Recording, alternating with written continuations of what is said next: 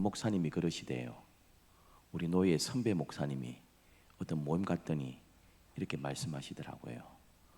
그냥 진리는 아닌데 이렇게 말씀하셨어요. 예수님이 언제 재림하시느냐? 수요일 날 저녁 예배 때에 부교육자가 설교할 때 재림하실 기다, 뭐 이렇게 하시더라고요. 제일 적게 놓을 때 진짜 믿음이 있는 사람들의 주님 재림하신다는 겁니다. 피곤하신 가운데 오신 여러분들 하나님께서 축복해 주실 줄 믿습니다. 우리가 수요일마다 지금 12제자 우리 살펴보고 있는데 네 번째 제자입니다. 요한입니다.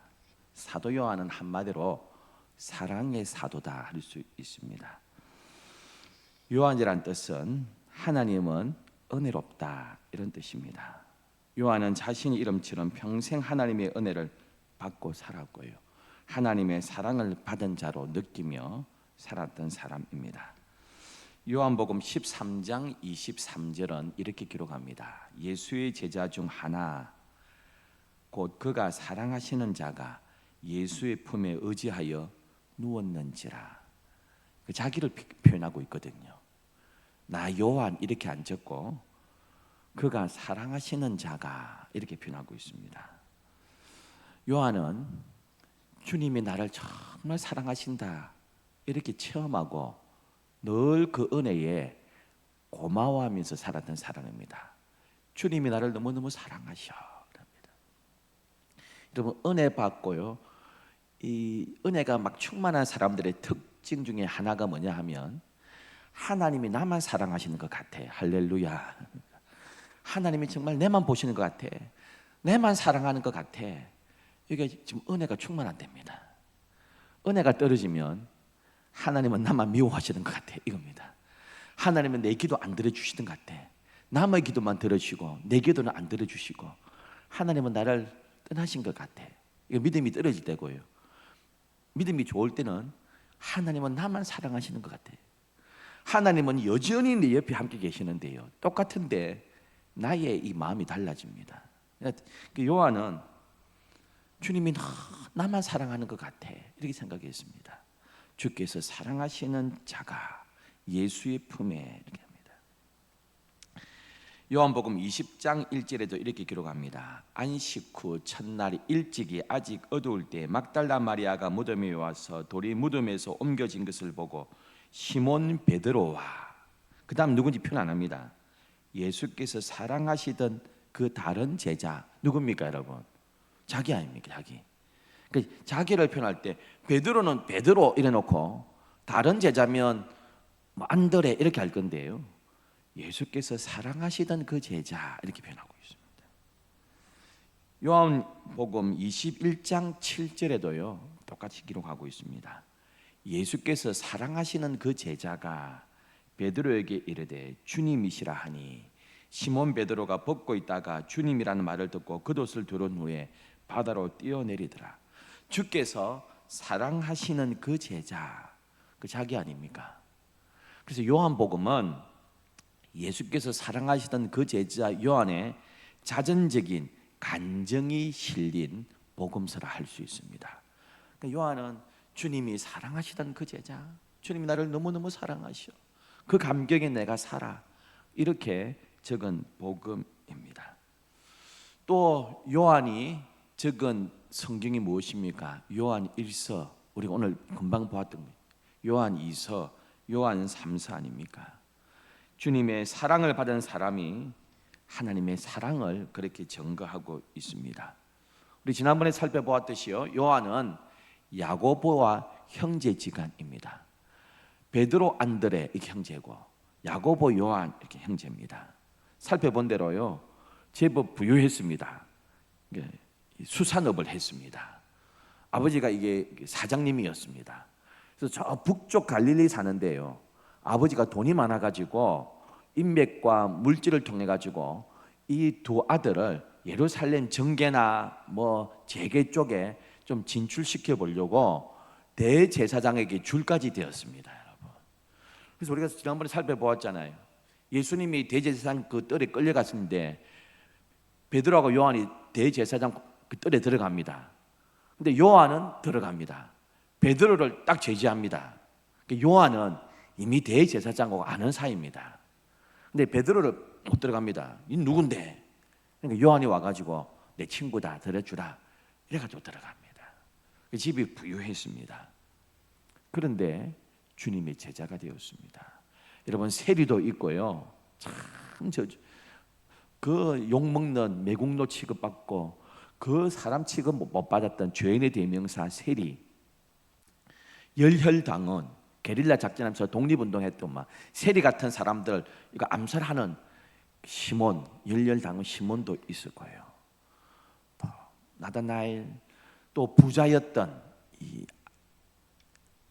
야고보, 요한, 참 힘없고 가난한 사람만 제자가 된 게 아닙니다. 부잣집의 자제도 제자 되고요, 세리도 제자 되고 다 있습니다. 우리 주님은 제자를 뽑으시는데 직업과 신분과 피부색 따지지 않고 불러주셨습니다.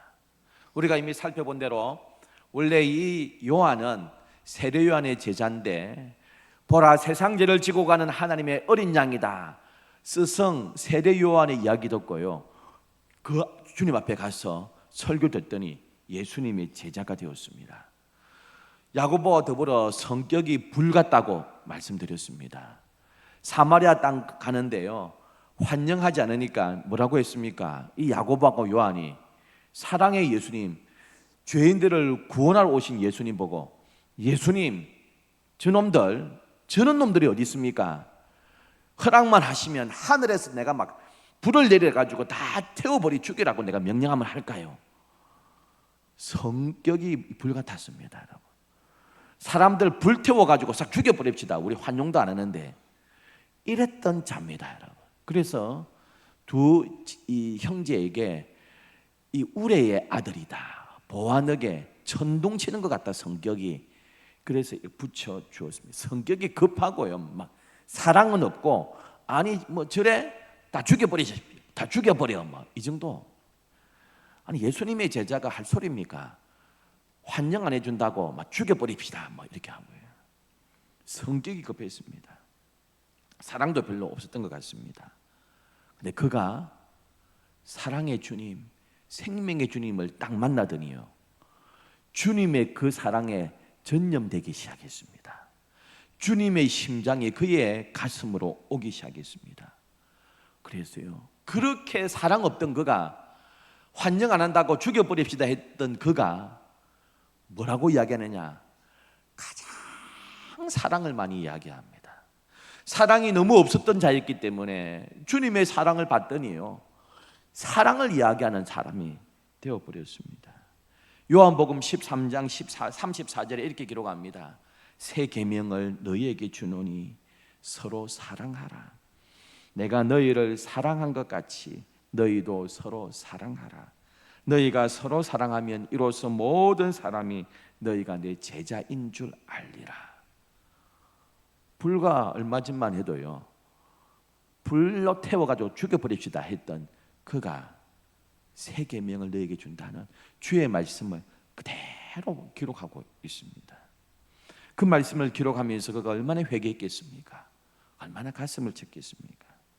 예수님의 많은 말씀 가운데요, 요한의 마음을 탁 터치한 말씀은 사랑이었습니다. 그래서 유독 다른 그 어떤 말씀보다 요한은 사랑을 계속 노래하고 있습니다. 아마도 그가 사랑이 너무 없었던 사람이었기 때문에 회개하면서요, 주의 사랑에 감격해서 사랑하자, 하나님은 사랑이시다, 그렇게 적고 있습니다. 요한복음 21장 7절에 보면요, 아까 읽었던 말씀인데 이렇게 기록합니다. 예수께서 사랑하시는 그 제자가 베드로에게 이르되 주님이시라 하니 시몬 베드로가 벗고 있다가 주님이라 하는 말을 듣고 겉옷을 두른 후에 바다로 뛰어내리더라. 예수께서 돌아가신 이후에 그들은 다시 물고기 잡는 어부가 되었습니다. 사람 낚는 어부로 불렀건만 다시 돌아가 버렸습니다. 근데 다시 예수께서 그 제자들을 부르러 오셨거든요. 그런데 누가 제일 먼저 예수님을 알아보았습니까? 그 배에 한 대여섯 명이 타고 있었는데 제자들요, 누가 제일 먼저 알아봤습니까? 예수께서 사랑하시던 그 제자라고 있습니다. 행동은 더 급한 베드로가 막 겉옷을 두르고 다이빙해가 갔는데요, 주님이시다 딱 알아본 사람은 예수께서 사랑하시던 그 제자 요한입니다.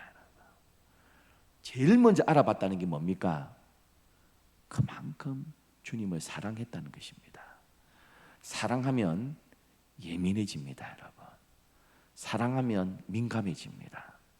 그러니까 주님을 사랑하니까요, 다른 제자들은 저기 서 있는 남자가 누군지 잘 몰랐어요. 근데 주님을 너무 사랑하니까 주님이시다 제일 먼저 알아봤습니다. 제일 먼저 알아봤습니다. 사랑하는 성도 여러분, 우리가 주님의 사랑에 감동받아서 이 사도 요한처럼 주님 사랑하는 저와 여러분 되기를 축원합니다, 여러분. 그렇게 사랑 없고 정이 없고 조금 환대 안 해준다고 불태워 죽이자고 했던 그런 사랑 없는 자 아닙니까? 근데 주님을 만났더니요, 주께서 나만 사랑하시는 것 같아. 주님이 나를 사랑해. 하나님은 사랑이시다. 우리 서로 사랑하자. 사랑만을 노래하고 있습니다. 여러분, 주님 만나면 사람이 변화될 줄 믿습니다, 여러분. 죽을 때가 돼야 사람 변하는 게 아니고요, 주님 만나면 변합니다. 찰스 콜슨이라는 정치가가 있습니다. 미국의 워터게이트 사건으로 중간에 대통령을 그만둔 닉슨 대통령의 바로 철저한 보좌관이었습니다. 별명이요, 살인 청부업자입니다. 실제로 사람을 죽인 것이 아니라 대통령을 위해서라면 그 어떤 사람이든 대신 나서서 매장시켰습니다. 정치적으로 완전히 매장시키는 일에 모함하고 증거 조작하고 하여간 상대방을 철저하게 정치적으로 죽이고 매장하고 은퇴시키는데 앞장섰던 인물입니다. 조작하는데 능수였습니다. 그래서 별명이 살인 청부업자였습니다. 그래서 이 콜슨을 가리켜서 사람들이 뭐라고 이야기했느냐 하면, 콜슨은 자기 어머니, 자기 할머니도 밟고 지나갈 사람이다 했습니다. 자기의 정치적인 출세를 위해서라면 어머니도 짓밟고 지나갈 사람이다, 그렇게 했습니다. 참 지독한 인물이었습니다. 닉슨 대통령이요, 거짓말하고 도청을 하면서요 걸려가지고 낙마했습니다. 하야했습니다. 그 모든 것이 드러나면서 이 콜슨도 교도소 들어갔습니다. 자기 인생을요 너무너무 저주했습니다. 너무 막 가슴을 치고 자기 인생이 어떻게 다시 돌이킬 수 있나 했습니다. 근데 그 안에서요, C.S. 루이스 기독교 작가의 책을 읽으면서 성경을 읽고 예수를 만났습니다. 예수를 만났더니요, 자기의 정치적인 출세를 위해서며 증거 조작하고 상대방을 매장하고 죽이고 정치적으로 죽이고 했던 그가요, 인생이 싹 바뀌어 버렸습니다. 교도소 안에서요 예수님을 증거하고요, 예수님을 자랑하고 교도소 안에서요 완전히 전도왕이 되었습니다. 출소한 이후에는 그가 교도소 선교단체를 만들었습니다. 선교단체 대표를 지나면서요, 그가 감옥에 있었을 때에 그 연약한 사람들을 보고요, 그가 프리즌 펠로우십, 교도소 전도하는 단체 만들어 가지고 남은 삶은 그 죄인들을 예수 믿게 하는 일에 자기의 재산을 바치고 시간을 바쳤습니다. 할렐루야, 여러분. 이게 복음의 능력인 줄 믿습니다. 즉 죽여버립시다, 저거 우리도 환대도 안 하는데 했던 그가 주의 사랑을 경험하니까요, 이 사도가 요한이에요, 사랑만을 이야기합니다. 하나님은 사랑이시다. 세 계명을 너에게 준다. 서로 사랑하자 하고 있습니다. 여러분, 사도 요한이 구체적으로 어떤 것들이 달라졌는지 오늘 몇 가지 한번 살펴보기를 원합니다. 그는 야망의 사람이었습니다. 출세를 꿈꾸던 요한이었습니다. 그런데 출세를 꿈꾸는 야망이 변하여서 주님 앞에 겸손하게 섬기는 사람으로 달라졌습니다. 마가복음 9장에 보면 제자들 가운데 누가 높으냐 이 문제 가지고 싸우게 됩니다. 우리가 지난주 살펴보았듯이요, 심지어는 이 야고보와 요한의 어머니가 와가지고 두 아들 좌의정 영의정 삼아주세요 할 정도였습니다. 그래서 예수님을 따라다니는 목적은 출세입니다. 출세. 아버지가 두 자식 출세시키려고 저 북부의 사람이 남부에 있는 예루살렘까지 돈도 되면서 사람 되면서 두 아들 출세시키려고 하지 않았습니까? 그래서 꿈이 출세였습니다. 야, 이거 기적을 행하는 예수님 따라다니면 출세하겠다 싶었습니다. 그런데 어떻게 되었습니까? 예수께서 마가복음 9장 35절 이렇게 말씀하셨습니다. 예수께서 앉으사 12제자를 불러서 이르시되 누구든지 첫째가 되고자 하면 무사람의 끝이 되며 무사람을 섬기는 자가 되어야 하리라 하시고 섬기는 자가 되라고 말씀하셨습니다. 야고보와 요한 야망이 많았습니다. 요한이 특히 그랬습니다. 그런 자에게 섬기는 자가 되라 이렇게 말씀하셨습니다. 요한은 주님의 사랑을 경험하면서요 출세지향적이었고 야망지향적이었던 자신의 그 야망을 내려놓기 시작합니다. 주님의 비전에 자기의 비전을 맞추기 시작합니다. 좀 절정이 어딘 줄 아세요? 십자가 있어요. 내려다 보니까 다른 제자 없는데 요한이 있습니다. 그리고 이렇게 말씀합니다. 어머니 마리아에게 보소서 아들입니다. 이제 요한이 어머니의 아들입니다. 요한에게요 그 어머니를 부탁합니다. 여러분 출세지향적이었으면 걸림돌 아닙니까? 어머니가 친어머니도 아닌데요. 그런데 자기의 모든 야망을 내려놓습니다. 예수님의 말씀 딱 붙들고요 마리아가 돌아가실 때까지 친어머니처럼 그렇게 섬깁니다. 그가 꿈꾸던 세상의 야망 주의 말씀 앞에서 겸손하게 다 내려놓은 변화되었습니다. 그가 어떻게 또 변화됩니까? 진리를 추구했는데요 진리만 추구하는 것이 아니라 사랑으로 사람을 품을 줄 알게 되었습니다. 정의만 따지면요 사람을 다 치게 됩니다. 잣대를 갖다 대면서 그 사람 네가 뭐 잘못해서 하게 됩니다. 사랑만 이야기하면 죄를 자꾸 용납할 수도 있습니다. 근데 이 요한은 정의와 사랑을 다 품을 수 있는 사람으로 변화됩니다. 마가복음 9장 38절에 이런 말씀이 있습니다. 요한이 예수께 여짜오되 선생님 우리를 따르지 않는 어떤 자가 주의 이름으로 귀신을 내쫓는 것을 우리가 보고 우리를 따르지 아니함으로 금하였습니다. 이거 요한이 이야기합니다. 그러니까 정의감이 있는 사람이에요. 그 자랑스럽게 이야기합니다. 예수님, 아니 우리 제자도 아니면서 주님의 제자도 아니면서 어떤 사람이 주의 이름 가지고 막 귀신 쫓아내고 그럽니다. 그래서 우리가 하지마, 네가 예수님의 제자야? 우리가 못하게 했습니다. 잘했죠? 이렇게입니다. 우리 제자도 아니면서 말이야 예수 이름 막 팔고 있는 것 같아요. 못하게 했습니다. 이렇게 했습니다. 딱 기준 정해놓고요 철저한 사람 아닙니까? 그때 예수께서 뭐라고 말씀하십니까? 이렇게 말씀하세요. 예수께서 이러시되 금하지 말라. 내 이름을 의탁하여 능한 일을 행하고 적시로 나를 배방할 자가 없느니라. 우리를 반대하지 않는 자는 우리를 위하는 자니라. 반대만 안 하면 놔둬.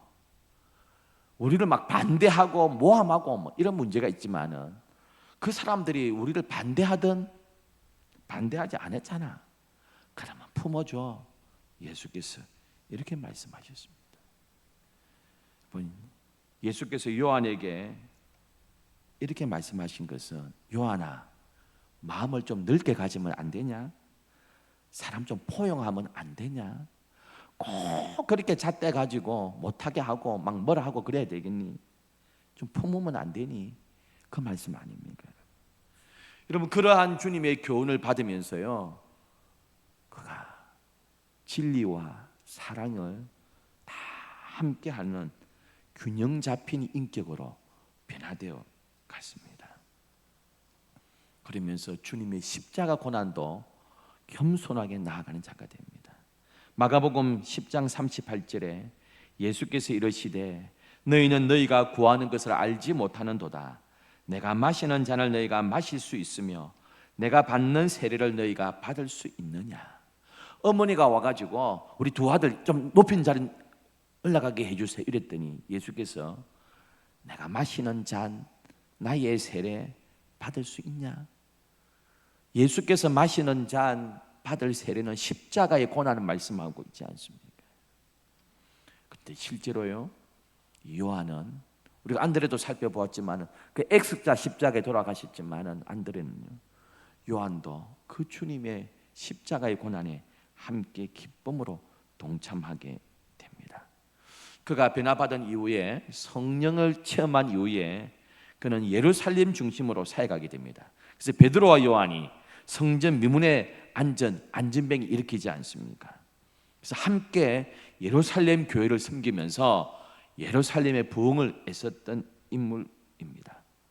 기록에 의하면 다음 사역지는 에베소에서 합니다. 에베소는 지금 튀르키예입니다. 터키입니다. 요한계시록에 7개 교회 나오지 않습니까? 전부 다 터키에 있습니다. 그래서 성지순례 예루살렘도 가지만 터키, 그리스 가지 않습니까? 전부 다 7교회, 바울의 발자취가 전부 다 터키, 튀르키예에 다 있습니다.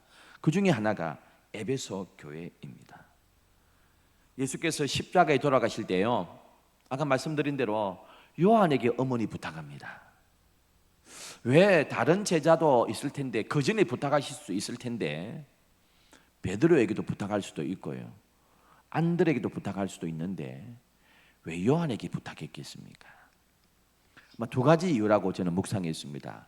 첫째, 요한이 제일 장수할 것 같았어요. 제일 오래 살 것 같았어. 실제로 요한이 순교 안 합니다. 다른 제자들은 다 일찍 순교하는데 요한은 90세 이상 삽니다, 여러분. 90세 이상 삽니다. 그러니까 요한이 제일 오래 살 것 같으니까 어머니 돌아가실 때 괜히 딴 베드로한테 부탁해. 베드로가 먼저 죽어버리면 또 안 되잖아요. 야고보 일찍 죽어버리잖아요. 제일 먼저 순교했잖아요. 그러니까 제일 오래 살 것 같으니까 네가 좀 어머니. 또 하나는요, 사랑이 많은 거예요. 원래 사랑 없던 자인데요, 주님의 사랑에 감염돼 가지고 주님의 심장으로 다 이식받으니까요, 제일 사랑으로 어머니 마리아를 돌봐줄 것 같아서 그 마리아를 요한에게 부탁합니다. 실제로 자기 어머니처럼 요한은 마리아를 모시면서 에베소에서 전도하고 사역합니다. 그리고 마지막은 우리가 아는 대로요, 밤모섬에 또 갑니다. 계시록 1장 9절, 나 요한은 너희 형제요 예수의 환난과 나라와 참음에 동참하는 자라. 하나님의 말씀과 예수를 증언하였으므로 말미암아 밤모라 하는 섬에 있었더니, 전도하다가 잡혀가지고 밤모섬에 유배됩니다. 현재는 그리스에 있는데요, 에베소하고 멀지 않습니다. 지금은 에베소는 터키고 튀르키예고 밤모섬은 그리스인데 당시에는 그런 나라 구분이 없이 다 로마였으니까요, 가까이 있습니다. 에베소하고 밤모섬은요. 지금도 그 사도 요한을 기념하는 교회와 수도원이 있습니다. 그곳에서 요한계시록을 적습니다. 기록에 의하면 다시 에베소로 돌아옵니다. 밤모섬에 있다가 에베소로 돌아오는데요, 또 전도합니다. 또 전도하니까요, 붙잡혀가지고 독사굴에 떨어집니다. 독사굴에 떨어졌는데 독사들이 또 안 물어요. 물어야 돼가지고 죽었는데 독사들이 또 안 물어가지고 또 나옵니다. 살아 나옵니다. 그래도 전도합니다. 전도하다가 또 잡힙니다. 이번에는 펄펄 기름통에다가 집어 던졌습니다.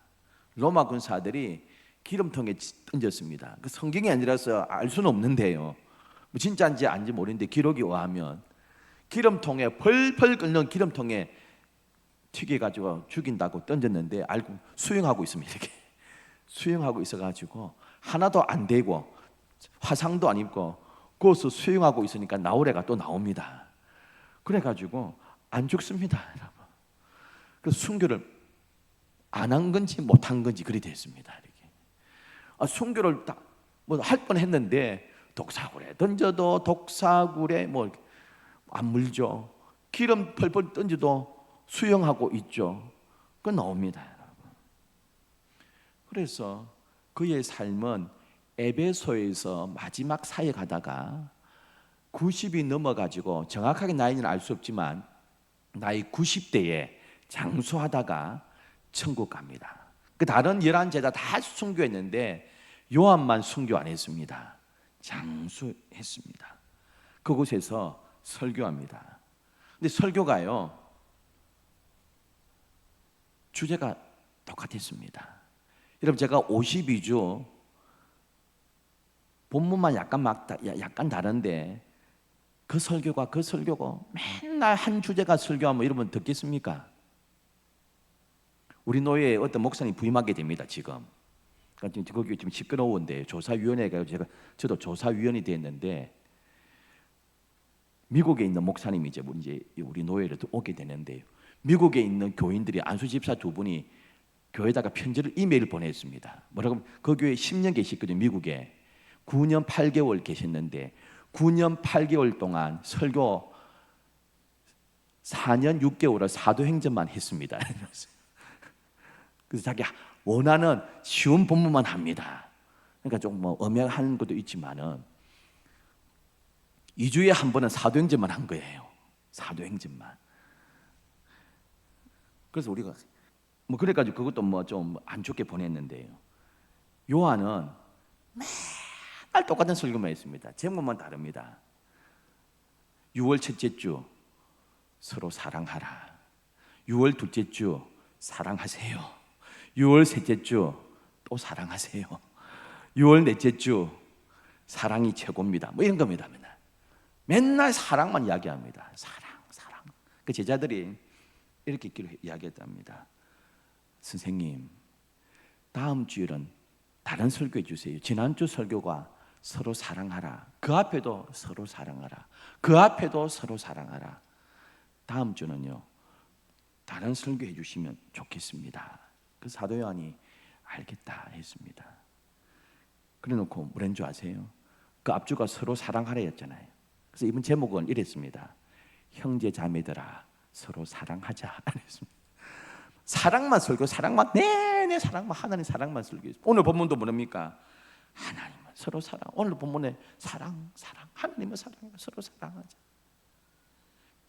평생 살면서 그는 하나님의 사랑을 제일 많이 설교했고요. 하나님의 사랑만 노래했던 사람이 사도 요한입니다. 요한이 적었던 기록 가운데 제일 유명한 성경 구절이 있습니다. 요즘도 봤으면 제가 옛날에요, 오래전입니다. 날 모르겠는데요. 월드컵 축구를 보는데 카메라가 공 따라다니잖아요. 이렇게 어떤 관중이요, 높은 데, 낮은 데 앉아가지고 거기에 예매를 돈 많이 주고 예매한 것 같아요. 피켓 하나 탁 들고 있습니다. 계속 이것만 들고 있어요. 팔 아프게. 그런데 공이 지나가면 그 딱 보이잖아요. 뭐라고 적은지 아세요? 요한복음 존 3:16. 경기 끝날 때까지, 그 축구 월드컵 끝날 때까지 요한복음 3장 16절. 요한복음 3장 16절 우리 아이들도 알잖아요. 하나님의 세상을 잊지. 누가 적었습니까? 사도 요한이 적었잖아요. 사도 요한. 성경 구절 가운데 제일 유명한 구절 사도 요한이 적었습니다. 그리고요, 요한 1서도 사도 요한이 적었잖아요. 오늘 본문은 아닌데요, 또 유명한 구절입니다. 요한 1서 3장 16절. 요한복음 3장 16절 하나님이 세상을 이처럼 사랑하셨어요. 요한 1서 3장 16절 이렇게 기록하고 있습니다. 그가 우리를 위하여 목숨을 버리셨으니 우리가 이로써 사랑을 알고 우리도 형제들을 위하여 목숨을 버리는 것이 마땅하도다. 요한복음 3장 16절 하나님의 사랑을 노래했습니다. 요한 1서 3장 16절 그가 우리를 위하여 목숨을 버리셨으니 우리도 형제들을 위하여 목숨 버리는 거 마땅하다. 서로 사랑하자. 이렇게 기록하고 있습니다. 사도 요한은 주님의 사랑을 노래했고요, 사랑만을 증거했고, 주의 사랑을 받은 것이 너무 감격해서 자기를 기록할 때마다 예수께서 사랑하시던 제자 이렇게 표현하고 있습니다. 여러분, 요한의 그 사랑받은 것 저와 여러분도 받은 줄 믿습니다. 기도하겠습니다. 참 좋으신 하나님 아버지, 정말 사랑이 없었던 사람이